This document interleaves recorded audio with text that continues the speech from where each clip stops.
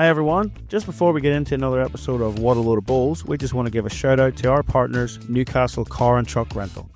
Newcastle Car and Truck Rental are a locally owned company servicing Newcastle and the Hunter. Todd, Holden and family pride themselves on being part of the local community, and you feel that when you step through their doors. It isn't a different person every time you call, it's the same people taking care of business and taking care of you.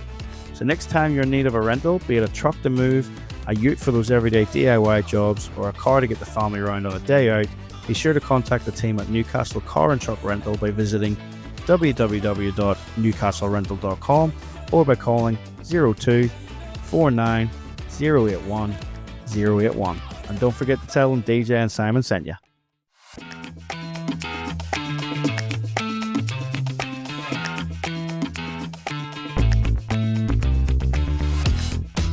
Right, folks, welcome back. Episode 55 of What a Load of Bulls. Some great news this week. Simon is not here. Some better news. We're going green this week. Green in terms of greenkeepers. And we've got Matty Keough, very good friend of mine, here with us this week. Matty, you're getting first crack at auditioning to be the new co-host of What a Load of Bulls, so good luck to you. But Matty, welcome on, mate. It's good to have you here. Yeah, well, I've listened to every episode, believe it or not. It's the only podcast I listen to each. Oh, that's good to hear, man. That's flattering. Simon. Yeah, Simon's. Because of Simon, yeah. Because your name gets mentioned every other week for a while there too, didn't it? Yeah, that's it. Yeah. Yeah, well, we thought we were scoring content off me for a while, so... Yeah, so we thought we'd best get you on and try and fill a bit of a gap while Simon's away.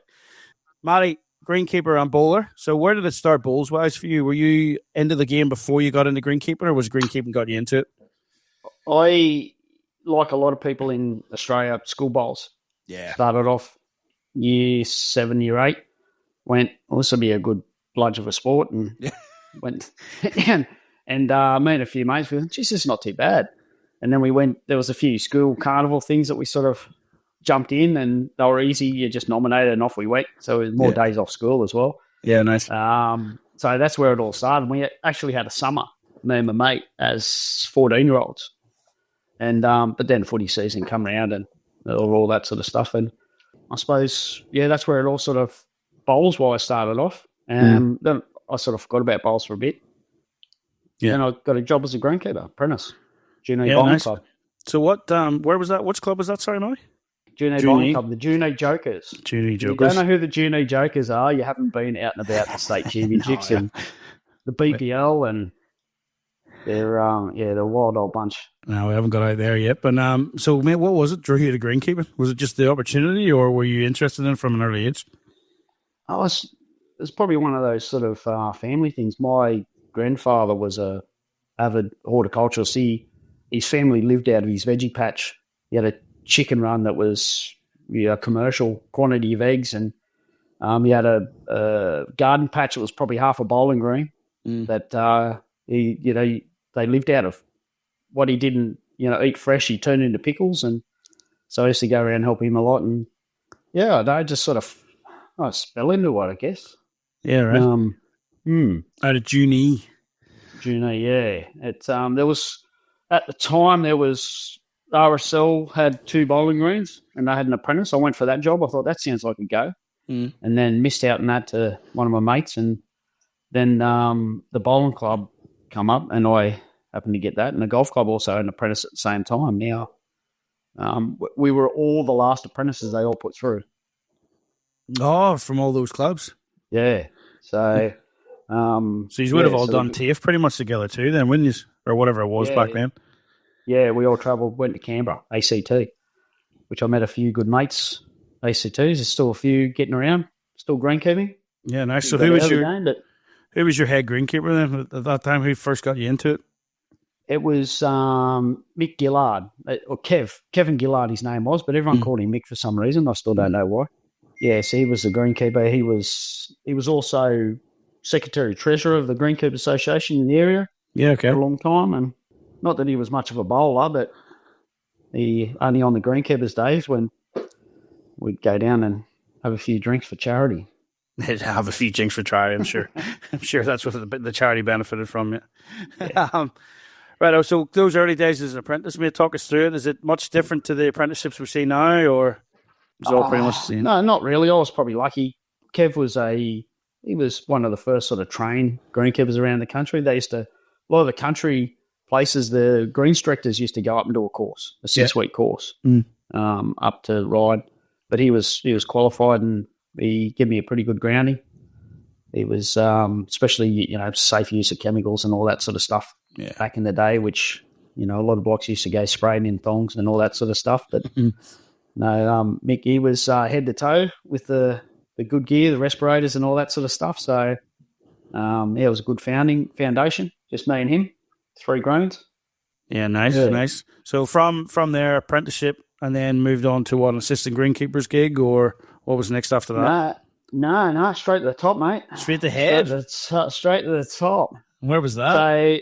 So, time was running out at the club, and I had to make a decision. I was never, Mick wasn't going to leave, so I decided to move to Sydney. I had some mates up here going to uni and whatnot, and got a job as pulling beers at Ramsgate RSL up in the city.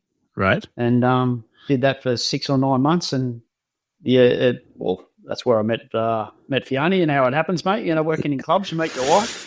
Yeah, it's happened to a few, I believe. I think it's happened to a few, I believe. Yeah. I've heard that.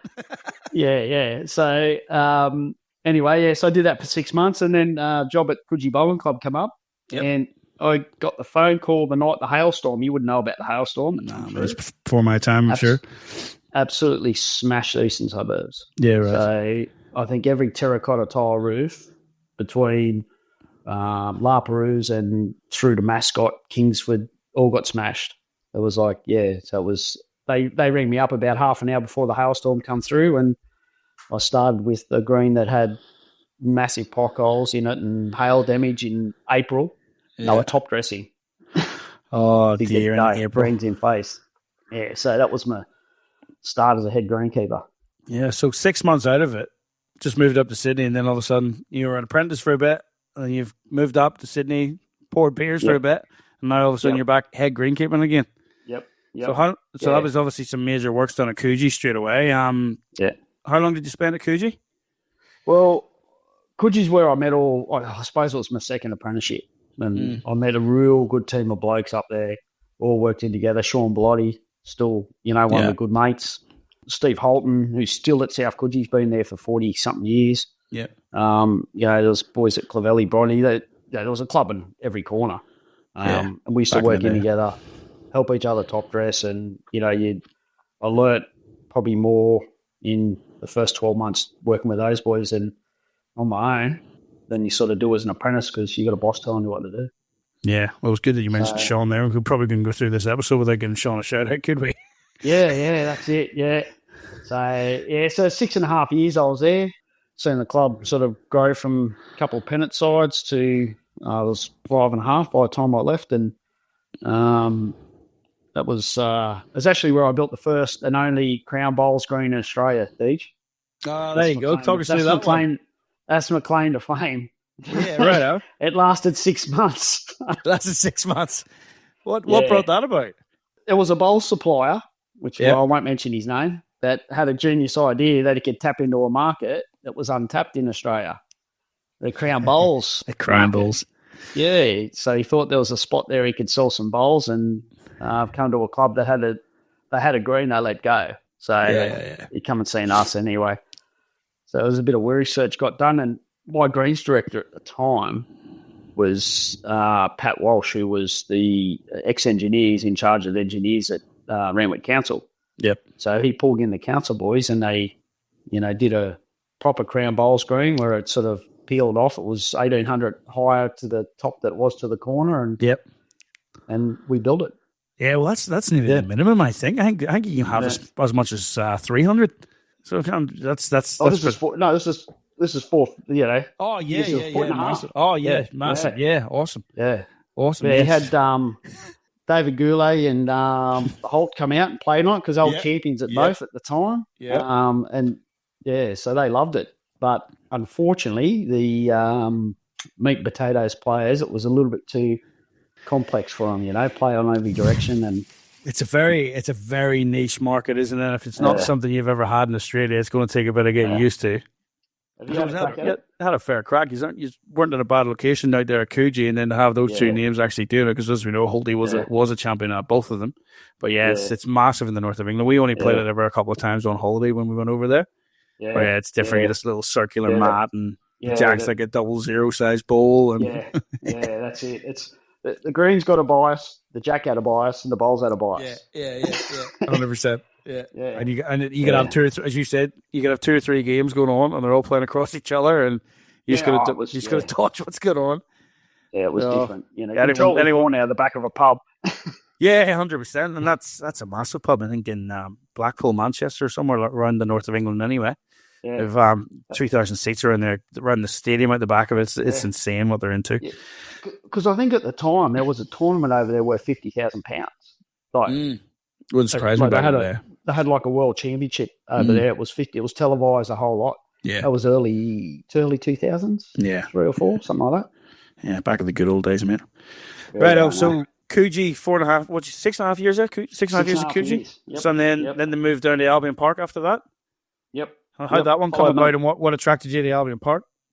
Well, once again, followed my mate Sean. Me and Sean sort of followed each other around a bit. Yeah. He got a gig down at Ostomy Bowling Club when it was a thing. And he said, mate, it's great down here.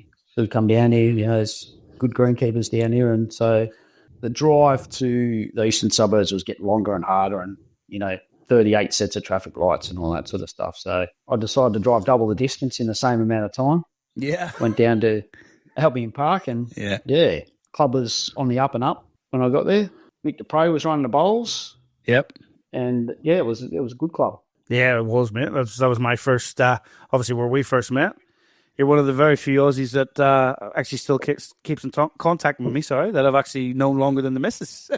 Yeah, there you go. Well, I should know your missus longer than you have, too. Exactly. So I know.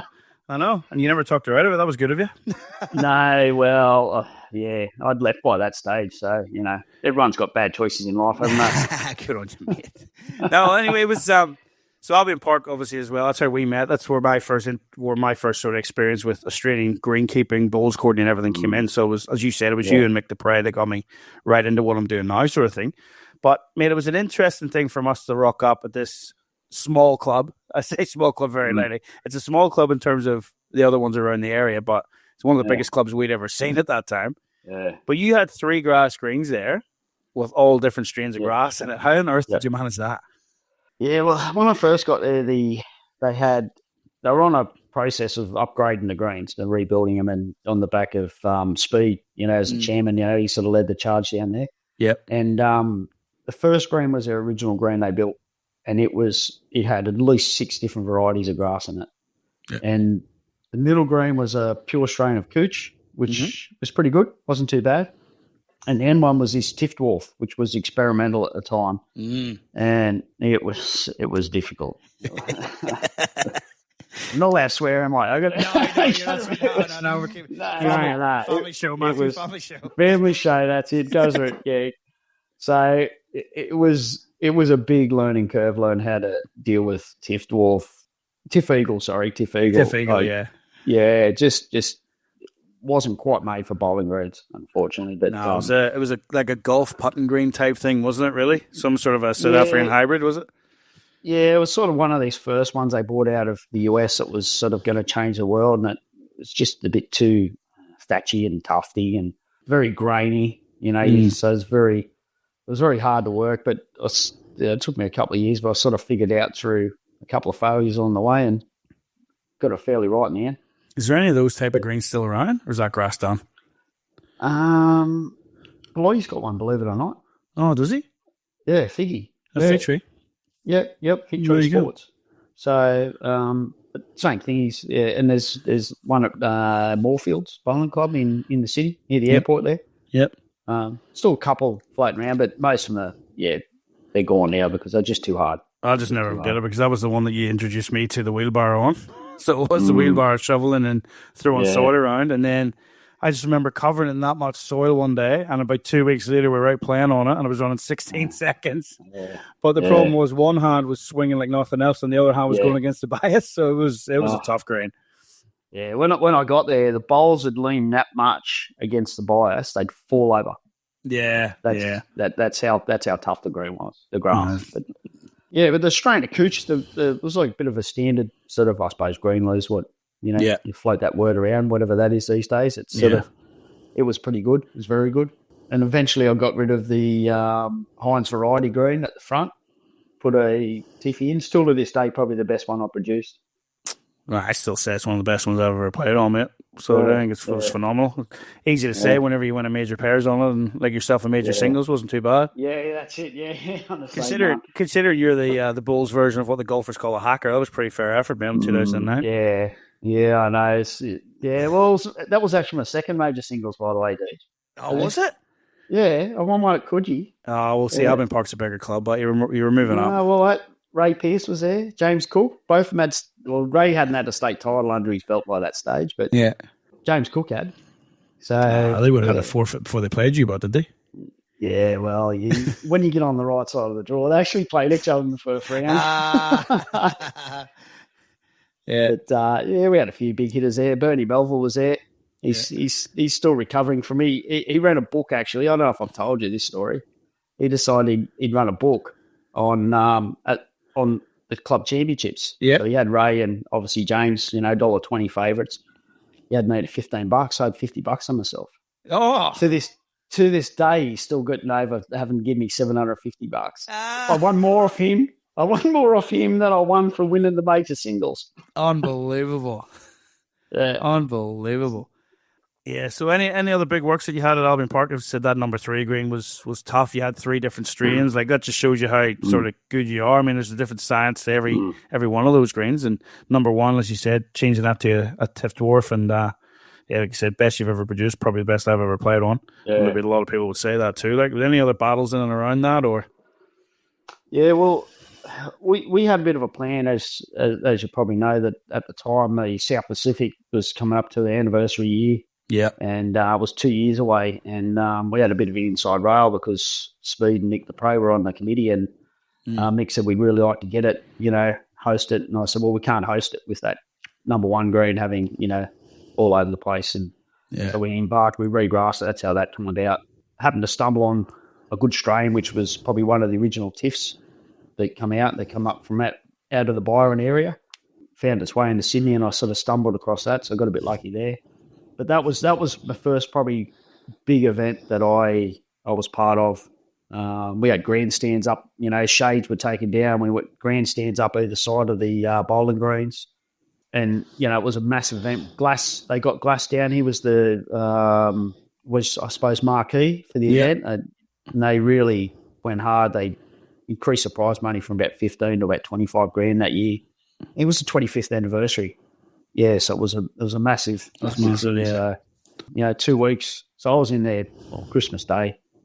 I went in there, because it started the day after Boxing Day. So it was a big event. You were around. Were you around then? We were there for that one. I think Glass played Matty Peterson in the final. Yeah, and Matty Peterson. Did Glass kill Matty Peterson? All I remember is Andy made the quarterfinal of the singles, and he played Perm, and it was back when you could give the mat away. Yeah. And it was 7-all, and it was in a really, really good game. And then, it was 7-6 to Andy. Yeah. And Perms won that end to make it 7-7, give the jack away, and won 31-7. Yeah. Just last ball every time. Like, it was a really good game of singles, and poor Andy, like, he was at the back end of the 31-7. So that was insane. Yeah. But that was our first experience realizing the games went beyond 21. Never mind 25. Yeah. Oh, 31. Was that around the time he won the singles, Perm? Yeah, I think it was that year. So he was on a heater as a young fella, wasn't he? Yeah, he was. Yeah, and he played. I'm pretty sure Garves had him locked up in the 4s or something. You know what Garves was like playing in those events as well. He was knocking around too. But that was 2000 record. Yeah, well, him, Matty Sargent, Johnny Green, they all kept winning down there, didn't they? Yeah, but that was the end of 2008 into 2009. 2009, big year for you, mate. Thanks to yours truly here, you won Greenkeeper of the Year. So there we go. Finally, a chance to get the truth out. It's been a one-sided discussion for a long time. I've been dreading this part. This will be good, mate. But talk us through the Greenkeeper of the Year part and the part that I played in that for you. Okay, should we start from the top? Day one? You pick it, mate.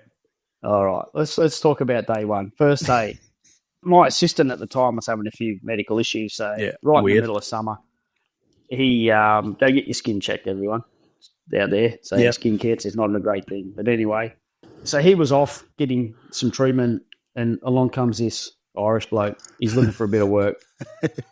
What can you do, Jay? Oh, I'm all right in the hedger. Oh, good. I had a day off, and I get a phone call from Regan.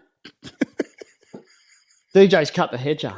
What do you mean he's cut the hedger? Is he dead? No, he's not dead. I said, oh, thank God. So what happened? The first day, we had a hedger back before the old cordless ones, and the petrol ones were too heavy. Yep. Yeah, it was a big, long cord. DJ, first day on the job, cut straight through the electrical cord. Oh man, what was I? I was 22 years of age. I've been cutting hedges with cords that got there since I was 11, 12, maybe even earlier. Yeah. I always knew where the cord was. And the first day you have a day off, it's just me and Regan. Yep. Somehow I don't know, it just cut out. It was just stopped working. It was working, then it stopped working, man. Yeah. See. The Irishman see, this has run out of petrol. Yeah, it ran out. Yep, it did. Regan, you want to top up that generator? But and then that wasn't the best part, because then you came in the next day and Regan's sitting there, a bit worse for wear because he liked to party. You've got your hedger on the floor there with the cord cut, and you've got your 2 meter marker on the floor. Clamped with wood glue. Yeah, so that wasn't it. What else did you break? You broke my ramps. You ran over the corner flags. That was a bit of youthful exuberance there, thinking I've got the hang of this roller, and thought it was well clean. Who puts the corner flags in the corner of the green, Matthew? That's your fault. Yeah, it went straight over that corner flag and dug the corner of the green up. And then, I'd watched you boys and all your cockiness hopping off the roller and pushing them up the ramps, and I tried it one day and didn't line it up in the middle of the ramp, and it fell off as the bowlers were walking down the green, walking down to come on for social bowls. Snapped that 2 meter marker because I tried to be lazy and not come back for it. Tried to put it on the roller, pulled the lever down on the roller, snapped it. That's just the stuff you know about too. Yeah, I know. So anyway, I pushed on through that. Nah, you got me back a few times. I'll never forget the 4:30 in the morning phone call. What time are you coming in? Yeah. I've got a present for you. Yeah. And I walk in the Greenkeeper shed. You've got that big smirk on your face. Here, there's a present for you in that jack box. And open it up. It's my first experience with a huntsman. No, it was good. It was I suppose that was the year, well, it was when we had the 25th anniversary, wasn't it? South Pacific. So everything was geared up. We had to place a picture for that, and I carried on, and happened to get Greenkeeper of the Year that year. So what sort of went into that? It's not even just about the greens, like, is it? Like, they come and look at the surrounds and everything too, don't they? It's everything. Yeah. Back at the house, chemical storage, I was probably lucky to walk in a pretty good setup there. The previous Greenkeeper had already sort of kicked it off along the way. I'd introduced a few things, we started using cylinder mowers on the banks, which hadn't been done before. Yeah, we built a brand new chemical storage, wash bay, all that sort of stuff. So it all adds up. It's compliance as well. They go through the books, make sure that every time you use chemicals, you've got to write them down. You've got to keep notes. So it was a sort of a hold of club inside and out. And just lucky enough, I had on the back of that year, probably best I've ever had before or since, it's just happened to be nominated that year. I guess that's how it works, isn't it? Coincidentally, for the 3 or 4 month period that I actually worked with you, mate. So it doesn't matter what you went through. It's made you a better greenkeeper, and you can't take that away from me. Yeah. You cannot take it away from me. Resilient. Use the word resilient. Yeah. So, mate, 4 years at Albion Park, everything's going really good. You're going all guns down there. Best green around, at least in the LOR, if not further afield. And then comes the opportunity to go to Engadine, which is hard to knock back because, as you've said, there was a fair bit of distance involved to get to work. Yeah. This one, although you still drove, it was walking distance to Engadine. So how did that one come about? Yeah, well, once again, my old mate Sean Bellotti, God love him, I was looking for a house to buy. We had a unit living in Penshurst, sort of, Mortdale area. You know it well, Deej, Yeah. So anyway, St. George area of Sydney. Anyway, looking for a house, ended up moving to Engadine. So we moved here. while I was still working at Coogee, travelled down to Albany Park the whole time I was in Engadine. Then the job at Engadine came up, first time in 35 years. Yeah. Once again, all the sort of cards fell in place. A week before I went for the interview, I got a little trophy that said 2009 Greenkeeper of the Year. Yeah. Yeah, Garvey was the bowls coordinator at Engadine at the time. He come down, we had a tournament on, and the greens were flying. They had them all, obviously, culminated. So I got a good rap there, and sort of walked in. I lived in Engadine, and then that was it. So I suppose, and they got me for 15 years. Yeah, I was going to say 15 years later, mate. So talk us through some of the stuff at Engadine, because obviously you were a greenkeeper, mate, but you took a lot to do with the bowls administration and side of things too, didn't you? Like, you loved the club.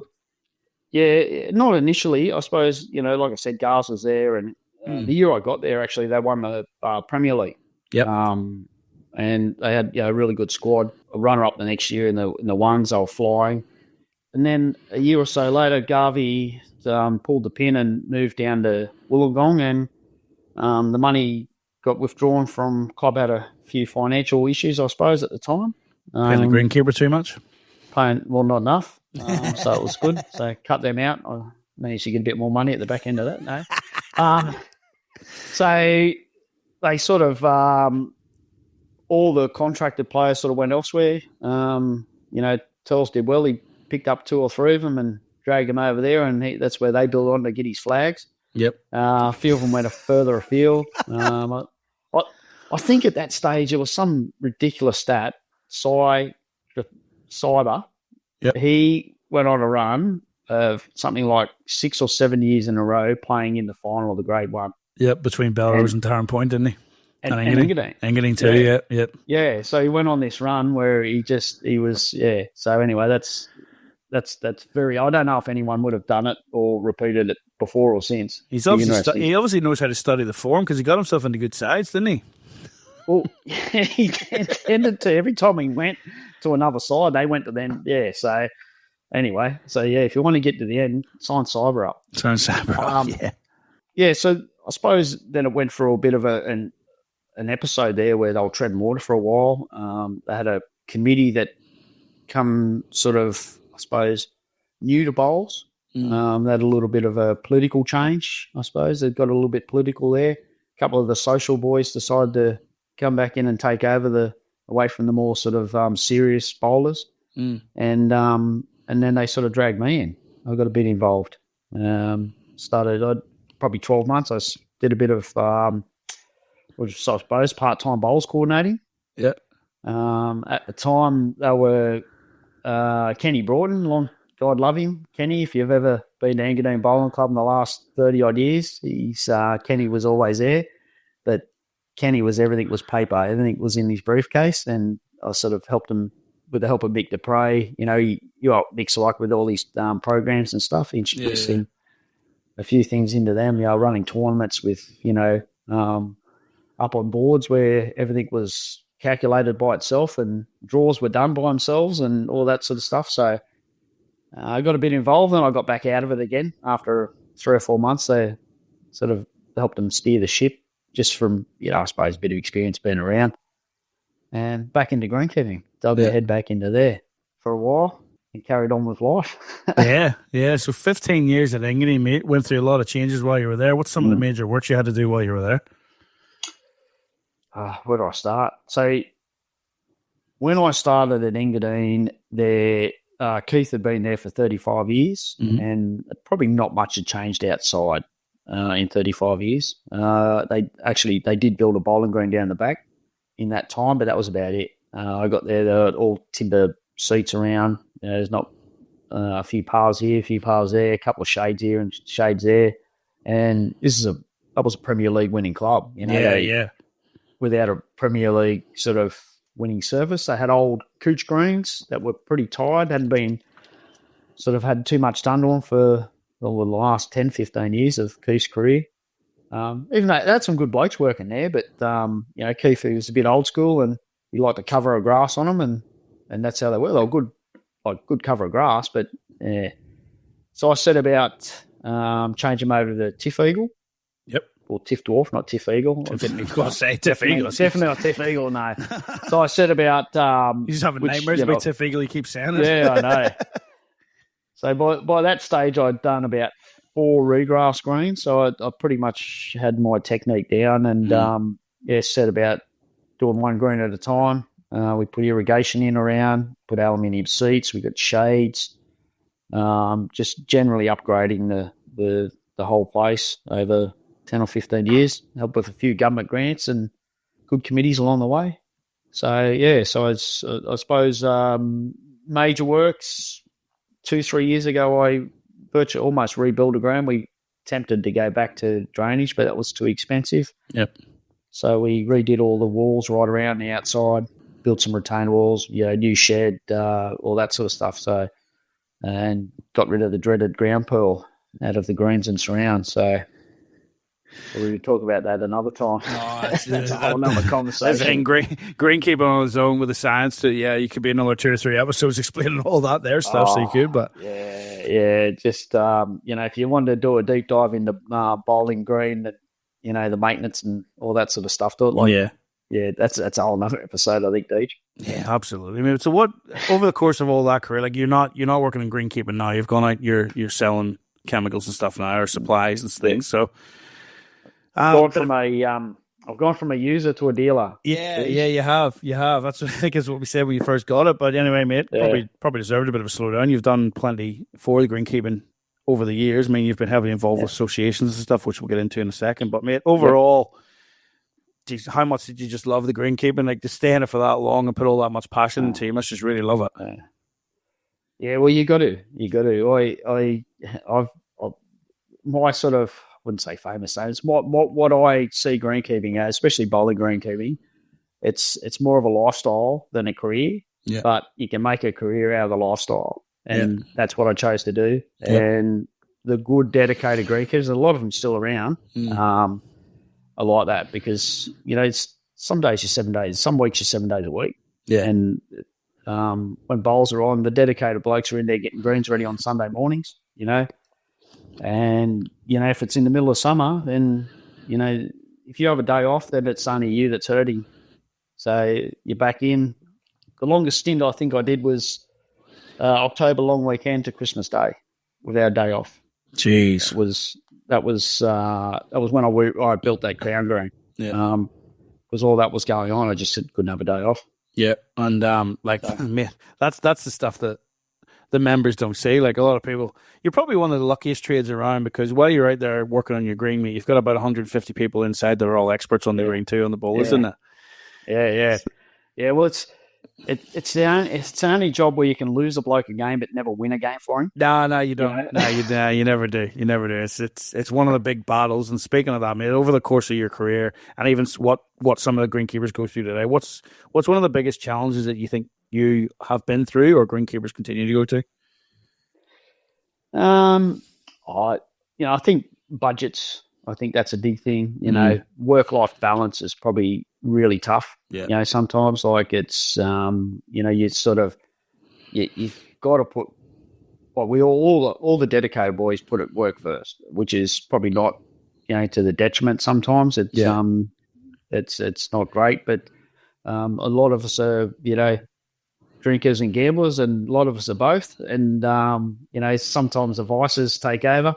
Yeah. But, at the end of the day, it's, you're sort of, I suppose, a typical tradesman. But other than, financial things and, it would be the trade, the number of workers in the trade at the moment, it's everywhere. It's not just bowling greens. Like bowling greens, greenkeepers used to be the beating heart of the greenkeeping industry. You train an apprentice and you don't ever keep him for 4 years because, you can only afford to keep one tradesman on, or, you might have 2 tradesmen and apprentice, and the apprentice will move on and he'd go to a golf club or a council or, or another bowling club, if there was movement there. But once the bowling industry stops sort of producing so many apprentices, there's then a mass shortage. The golf boys tend to stay with golf a bit and tend to cross back over. And the council's a lot of contracts out there, and it's so hard for them everyone's trying to sort of save a dollar here and there. And at the end of it, the trade's probably suffered.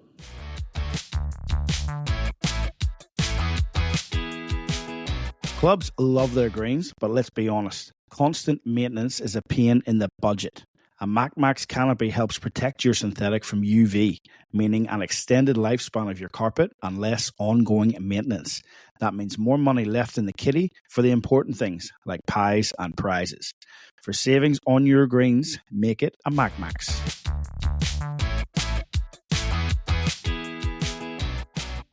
That was the one thing I was going to ask you too. Talk us through from the days that you started till now. Like, what's the biggest difference you can see in the greenkeeping now? Like you said, the numbers definitely seem to be dwindling. What's causing that? It's just financial pressures. You know, you take things like insurance of clubs. Like some clubs are, surviving just to pay insurance. Just to keep the doors open. Yeah. Things like that. Then you've got wages, and I suppose people haven't got the disposable income that they used to. Things were cheaper. Wages were cheaper. But my first weekly paycheck, I think I took home $180 a week. Yeah. That was working Monday to Saturday. That was pretty good back in the early 1980s, man. Yeah, that's so. Although it's gotten better, the money, it's probably the attracting people to it. Like you can go and get an RSA and RCG and walk up with no experience and pull beers for $29 an hour. Damn a dozen, yeah. You can go be a full-time greenkeeper and work 5.5 days a week for $14 an hour. It's people have got to be in it for a bit of passion rather than money, but money sort of it tends to be the overbearing winner these days. Yeah, well, is the increase in synthetic surfaces causing a lot of this too, man? Because there's a lot of clubs just go to it now. Well, I think the synthetic surfaces is a result of the lack of greenkeepers. Yeah, okay. Bit of a goes in hand in hand sort of thing. I think so. And I can see the value in 3 green clubs having a synthetic surface now, just purely for the fact that they can't get workers to maintain the grass. Although the cost factor, it's 300 or 400 grand, so a few years worth of apprentice, but and they'll have their place as synthetic greens, but they'll never beat a good grass green, I suppose, as long as there's good greenkeepers.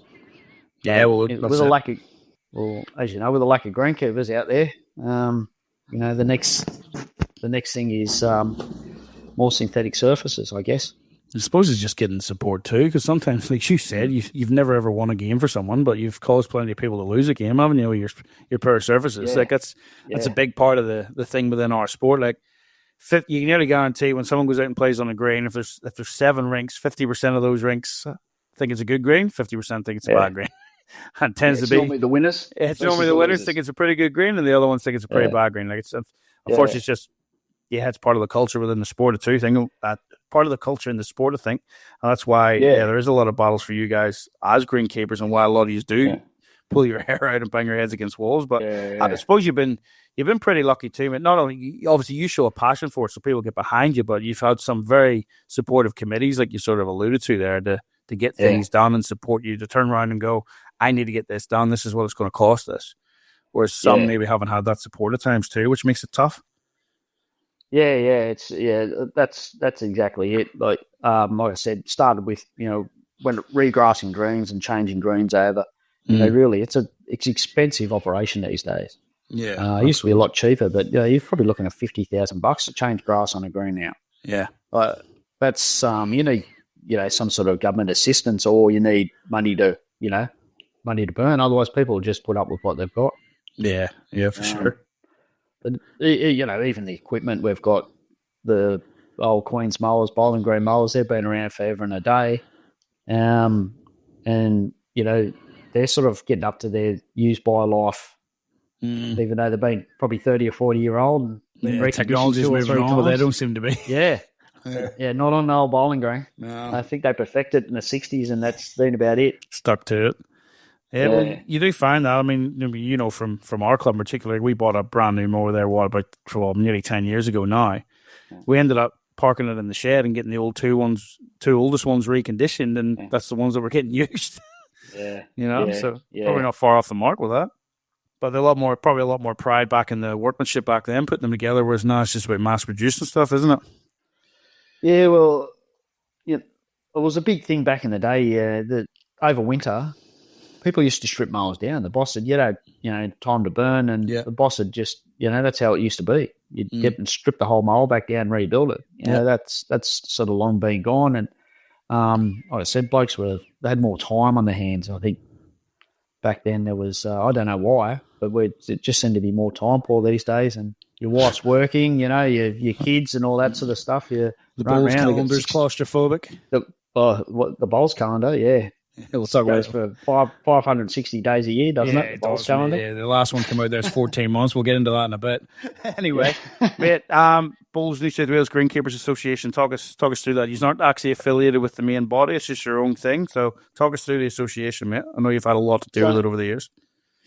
Yeah. So, like I said, 60 years this year. 60 years. Bowling Greenkeeper. Yeah, the association formed 60 years ago this year. So you're a founding member. Very funny. Born, as Bellotti says, he was born 60 years ago, so he was born to be a greenkeeper. Yeah, he was just born. Yeah, yeah. It was formed around actual bowling greenkeepers. So it was not. It was greenkeepers that can bowl. Yeah. So as opposed to what we tend to have sometimes these days is bowlers that can greenkeep. Bowlers that can cuddle on. Yeah. And they used to go around travelling. We had state events. We have every 3 years we have a federation where Queensland, South Australia, Victoria, and us have our nationals. We go from state to state every 3 years, and then in between we have our state championships, which has been going for. Well, probably should have got some more facts and figures, but I think well in excess of 40 years. I hope you're right, because Lee Stinson likes to fact check this. So it is. Yeah, okay. Yeah, Lee might not know that. Anyway, go ahead. So I suppose it's like-minded bowling greenkeepers that had a passion for bowls and greenkeeping. And, we go away for weekends and we have conferences. We organise conferences, all voluntary organisation. No one's paid. We've got a treasurer. He's part-time. He's over at Brent McChrystal. He's a good bloke. He sort of keeps track of the books and keeps us, in tow and all that sort of stuff. Yeah.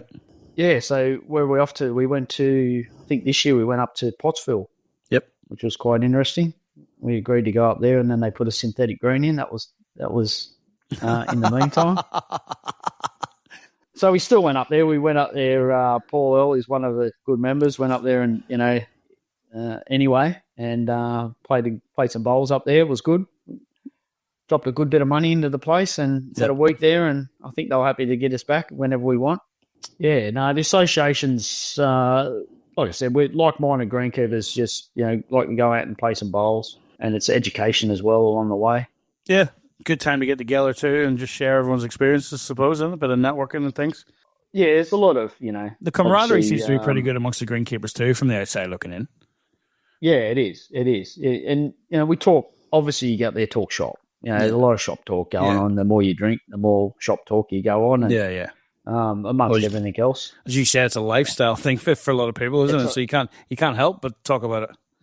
Yeah, that's it. And, you end up solving a lot of problems up there and you learn a lot of things. You get connections, what blokes are doing different, what you're doing. Yep. Get advice off each other. Yep. And when I went up there last time, obviously, hand out a few business cards too, Deej, Yeah, absolutely, mate. Get the boss happy. Matty Keough, how'd you jet? Oh, that too. Yeah. So you aren't actually affiliated with Bulls New South Wales then, so you sort of run your own thing, but you just have to do whatever Bulls New South Wales want you to for the calendar, eh? Well, that's a bit dubious. So we've always, it's always been the first week of May, the Greenkeepers Association, our state championships. Yep. Ran forever and a day. And initially it used to go for 10 days. It used to be a big event. All the girls, all the wives used to go along and they'd put them in a bus and go shopping and take them out and sometimes take them for a little winery tours and all this sort of stuff. Yeah. So it was a big sort of family social junket. 10 days. Yeah, junket. Well, we played singles pairs, used to play fours as well. Yep. Anyway, and there was education along there. So the sponsors would come along and, do presentations, stuff like that. So it was all in one. Yeah. And then we sort of we separated the two, and we had a proper conference, 3-day conference up at, we kicked that initially. One went off at Newcastle. We had 80 odd people up there the first time. So, which is good for, a lot of the conferences. And yeah, so as far as, I suppose, the affiliation with Bowls New South Wales, we need them as much as they need us, whether we use each other enough, it's probably not. What was the next question? Do you reckon there's enough between the two associations that are helping each other with the game?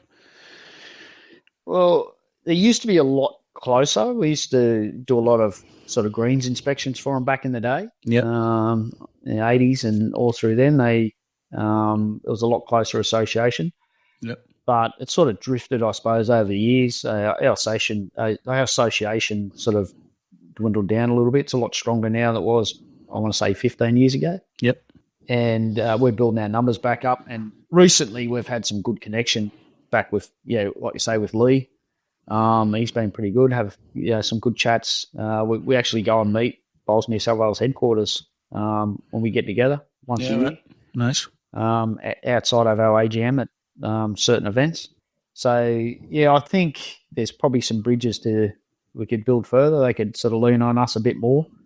But like I said, we're still, in the essence, bowling greenkeepers. It's still right. We're not a greenkeepers association, just for greenkeepers association, as opposed to golf have got their own sort of ATSMA, which is a golf association. It's sort of more aimed at not the game, but the trade. Yeah.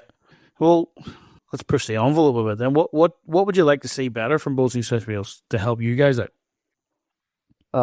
Move the Women's Carnival off the first week of May. Be handy. Yeah. Get a couple of our good members. It's up the mid-north coast. We've got some really good members up there. Shannon White and those sort of boys, they sort of stuck in, although Shannon got away last year and went to the championship. Yep. I think they could probably lean on us a bit more. There's been some times where there's some events come on, as you know well, that may had a little bit to do with one of those events that they put on at certain clubs, and there's be some complaints. Yep. I was going to touch on that because you said about the greens inspections. Well, the last one I knew of, and first one I knew of for a while, was the fact that there was the potential for a club to lose one of the big championships until I rang up and said, "Send me Matty Keough." Mm-hmm. Well, why is that? He says, because if he tells me the green's no good, I'll believe him. If he tells me the sky's green, I'll believe him. He says, but until you do that, nobody's doing a drive-by at a club and telling me that's not up to standard. So, absolutely. I'd like to see that a bit more. Yeah, so that was a bit of an anomaly. I can't even say it. That's the word. Anomaly. So, and I think that was sort of where we got a bit closer to, just talking with Bowls New South Wales and sort of say you're welcome then. Yeah, well done. And it was all a storm in a teacup in the end, wasn't it? It was, man. So, we're not going into too much detail now, but it was. But like you said, it was just, for greens inspections and stuff, to have not qualified greenkeepers making calls was a bit, I wasn't having it. Yeah, well, fancy, around bowls like the rumour mill travelling and getting bigger and bigger and bigger than Ben Hur and how it travels. Bowls news travels very fast. Rumours travel faster. Exactly. But, so like getting back to it, Bowls New South Wales, I think planning ahead. I think they should be 2-3 years ahead. For as far as if I had anything to do with it, and the association had something to do with it, that's what we'd like to see. Yeah. That, clubs knew 3 years out, or at least 2 years out, that they'll get an event. Yeah. So that way, the greenkeeper, he can prepare his greens the summer before. For that particular event. It takes a couple of summers. Like I said, when we had the South Pacific, I prepared the summer before. Yeah. Because I knew I was going to get it. And that's what you need. You need that lead-in time. Or is it the minute for pennants, for example? We don't even know where the state finals are going to be next year. Yeah. Less than 12 months away, and all of a sudden we just got to put expressions of interest in, and then they'll make a decision on that. So you'd like to see that done probably 2 years out? Yeah, 2, that's all it needs. It doesn't need to be 3 or 4 years. No. It's, golf do it on their major championships. I'm not saying that we're any different, but let's put on the same scale. Yeah. New South Wales Golf Championships, they know where it's going to be next year. Yep. And the year after. Yep. So they scale up on those years. They, I suppose, bid for it, and that way you can set standards. Mm. You can say, this is what Bowls New South Wales say, this is what I need you to do the summer before if you want it, and this is the condition I need it in. Yeah, absolutely. And again, so the communication is probably a little bit better than what it has been, but you still like to see a bit more of that. Input to the calendar. Would you like to have a bit of input into how this calendar goes? Like we said, we're currently into a 14-month season. Explain that one. Well, the pressure's on clubs now to have green space available over the Christmas and January period is greater than it's ever been. Yeah, the clubs are surviving. So the smaller clubs, the big clubs are, they've got other means, but the small to medium clubs are surviving on the barefoot bowls trade a lot. It's good money for them. It's even, my club, Engadine, if they have a bad December, they have a bad year, We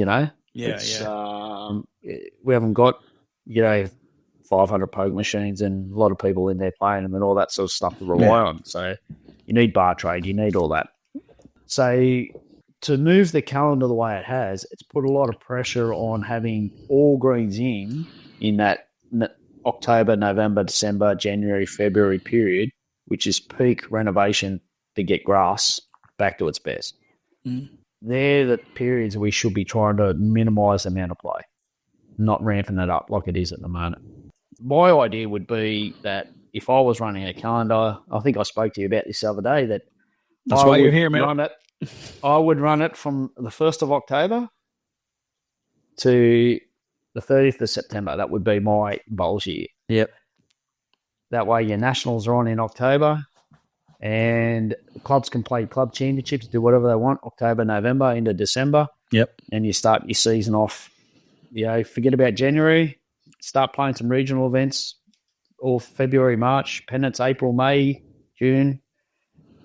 All your championships are on then in August, and your rep stuff starts in September, and then into October. Done. Yeah, so that's simple, Deech. There it is. You've heard it here first, Deech. We can fix everything on this podcast, mate.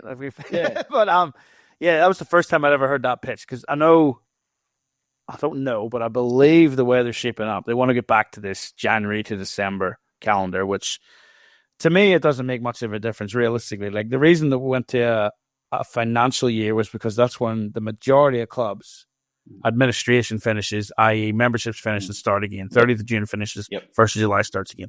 So it kicks out all those silly mid-season transfers, blah, blah, blah. But when you said that the other day, it sort of actually, hate to give you a bit of credit, but it made a bit of sense. Because everything gears up towards that nationals. Like we have effectively nearly last year's champions going to the nationals, whereas we could do that leading actually up into the nationals. The calendar is a point of conjecture every single year. I know conditions of play as well are the same thing, because they used to release them for 2 or 3 years. Now they release them one at a time. Yeah. It's like they're scared to get things wrong every year, and they got to make changes, which we need to see cut out. But I think they are working towards that behind the scenes anyway. But the calendar, definitely a point of conjecture. Like the fact that we're sitting here now, it's just into September, but this time next year we'll be 2 weeks finished a state pennant when the season started in 1st of July 2025. Like it's just that doesn't make sense. Like it's making things too complicated for everyone. So what's going to happen after that? We'd love to see, but you guys obviously as the greenkeepers would have a lot more idea of what needs to happen and why it needs to happen. Yeah, well, it's like I said, there's a few factors too, like tiff dwarf bowling greens. They grow, they need humidity. They need that good humid months to go. Yeah. The old Cooch Greenleys that everyone had, you could take them out and start renovating in September. Yeah. They could get a jump on the season. And they also grow later into the year, as where the tiffies really need that peak growing season. Unfortunately, they're the best surface. So that's the ones everyone wants to play on. Yeah, that's the one everyone want. And then the other option is, like you say, synthetics. But how many clubs have got $300,000-$400,000 per green to change over? No, you got to take that into a factor as well, that if you want to play on the best surface, you got to play at the best times. And, like I say, give the greenkeepers a chance to, renovate, make sure they're good. So it'd be interesting to people over the northern hemisphere tour, how much they understand about renovations of bowling greens, Dean. So that could be a whole nother podcast. Yeah, well, that's the same. I mean, that's where me and Simon grew up, obviously, and I was pretty close with our greenkeeper at the club at Ulster Transport where I grew up. But Rodney Fittis there, he was renowned as being one of the best ones around. But for him to make a living out of it, he was looking after 4 clubs at one point. Like a lot of us, there's very, very few clubs back at home, or a few private clubs that have to fund a salary that have multiple greens. A lot of them are only one grass green. But poor Rodney had to go. He was traveling around pretty much every day to 4 different clubs trying to make this thing work.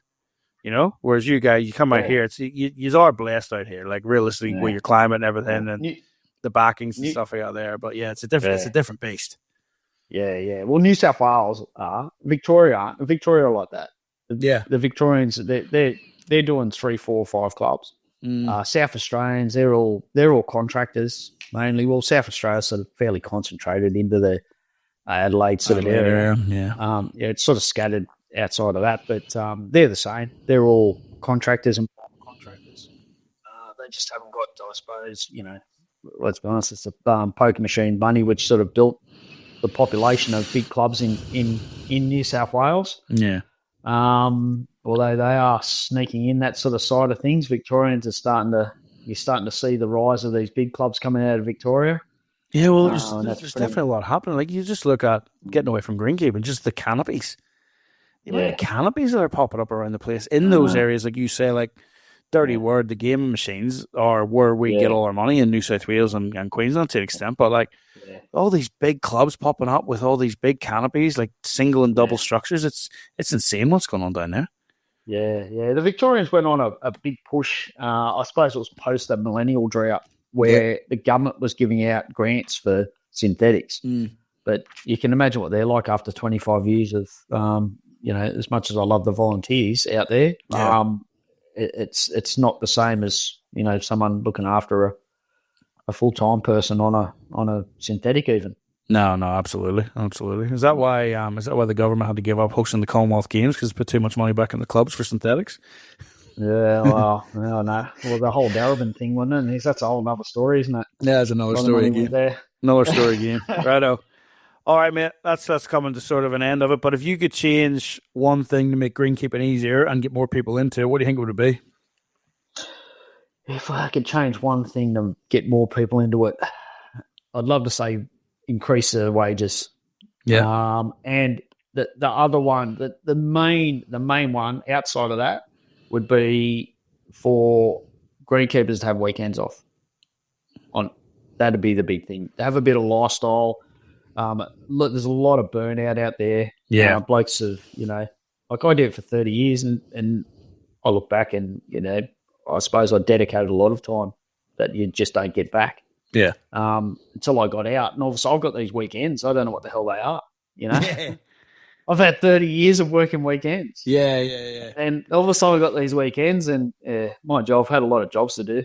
I redoing the whole front of my house, I've been painting and all that sort of stuff. But Feel is keeping you busy. I think that's I think, clubs don't give greenkeepers the respect for that sort of stuff. No. They plough on, you've got to have your 9 o'clock starts or you've got to have Saturdays, Sundays, you've got to play these events on all these sort of things. And then you have a look at the moment when you've got these regional events running.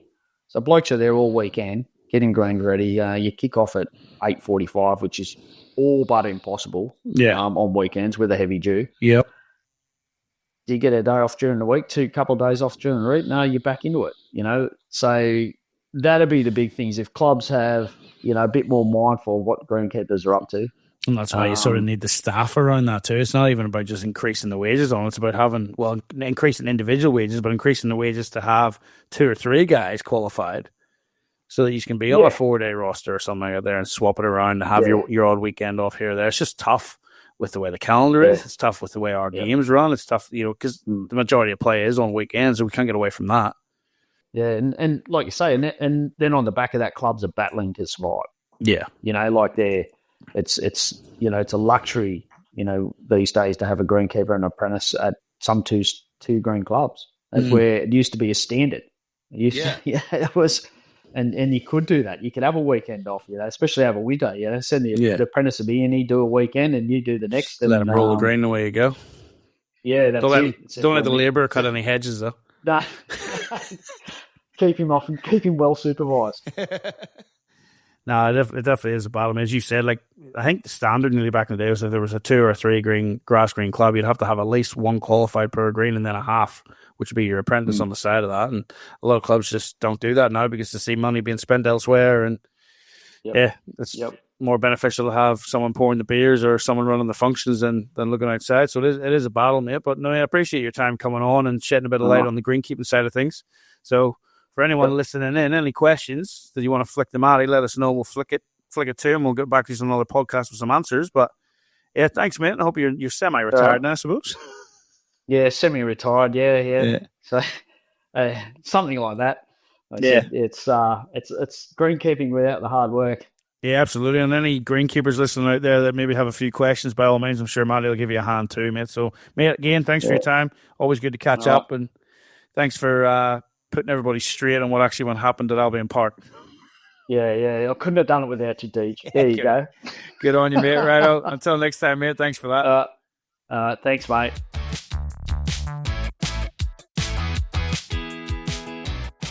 There you have it, folks. Bit of a different tack for you this time. Instead of going top range bowlers for an interview, we've gone top range greenkeepers. As you heard there, and I've heard previously, Matty and I go a long, long way back. And he's one of the best in the business. Certainly one of the best I've worked with and for.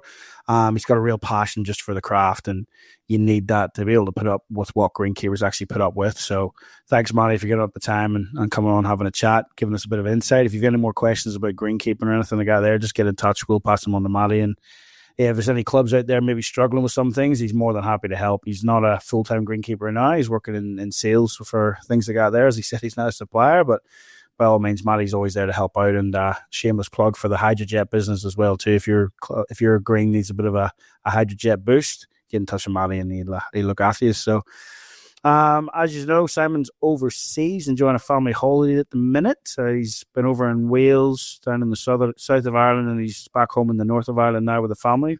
Much deserved, taking Ness and Ellie over there to see the other side of the family. So hope you're enjoying yourself, Simon. Quick around the greens, folks. We have had a few events happen in the last few weeks that we haven't touched on. Big one being the Australian Indoor Championships. Jack McShane on fire. So he is winning the New South Wales Champions, taking out the gold nugget and looking to go back-to-back in the Australian Indoor. He made it all the way to the final. Wasn't to be this year, though. Corey Wedlock, what a player. Corey's on fire. He's one of the best singles player worldwide as well. And yeah, Corey's taking out the Aussie Indoor to give himself a crack at the World Indoors some point next year. I'm sure once Neil and Brett and the team at World Bowls decide where that's going to be hosted, we'll hear about that. And joining Corey at the World Indoors in the women's side will be Kelsey Cotterill. Kelsey continuing her domination of the carpet at Tweed Heads, winning her 3rd title in 4 years, defeating Dawn Heyman on fire. The two of those will team up at the World Cup in November as well, so that'll be an interesting one, them two battling out. But yeah, well done to Kelsey. Like I said, 3 titles in 4 years. Joins a very illustrious group of only 4 people who have won it 3 times. So Steve Glasson winning 9, Karen Murphy winning 6, and Jeremy Henry winning 3. So well done to Kelsey, and good luck at the World Indoors when they come around. Also, Broadbeach 5-a-side just happened. Big national 5-a-side event. Some of the best clubs around Australia and New Zealand converging on Broadbeach, the home of bowls, pretty much up there on the Gold Coast, and playing out for the 5-a-side championship. Went right down to the absolute nail-biter in the final. We had Broadbeach up against Warilla, 2 heavyweights of the competition. And it ended up with, out of the 4 events, it was 2 events each. A single shot separated the teams on that. So well done to the Warilla 5-a-side team there, who took that out at Broadbeach against Broadbeach on their home green. So well done to Gary and the team there. Big shout out to guys on that. So well done, folks, for the 5-a-side. Well, that's about it. That's about it, folks. But a shout out to Club Barham, who, for those that know, Barham's in basically in the middle of nowhere nearly, without being disrespectful. But very soon, in the next couple of weeks, they will be the centre of world bowls as they host the World Champion Singles, where some of the best men and women national champions from around the globe all converge on Barham to decide who's going to be the men's winner and the women's winner of the Champion Singles. So good luck to all those taking part in that, and good luck to Club Barham. Well done putting your hands up, hosting that event. I'm sure you're going to make a great show of it. Great facility down there at Barham. And not only that, they get to show that off again in December with the first ever World Series finals as well. So we'll look more into that as we get closer. So well done to those guys, and good luck to everyone competing in those competitions. And also, as you would have probably heard midway through the show, we've welcomed another sponsor. MakMax have now come on board. MakMax do some great work with the Bulls Canopy. So if you're interested in covering your greens, or even covering a couple of greens down at the club, even if you want to cover your car park, any sort of canopy like that, get in touch with Alastair, John and Martin and the team. They will look after you. They're the best in the business. They know what they're doing. They've been doing it for a long time, and they're just great to work with. So give them a shout out too. Give them a plug. And yeah, folks, that's all for this week. We'll be back again next week with another couple of special guest hosts as Simon continues his worldwide trip. But for now, folks, keep that little disc on the inside. On behalf of Simon Little, good luck on those greens.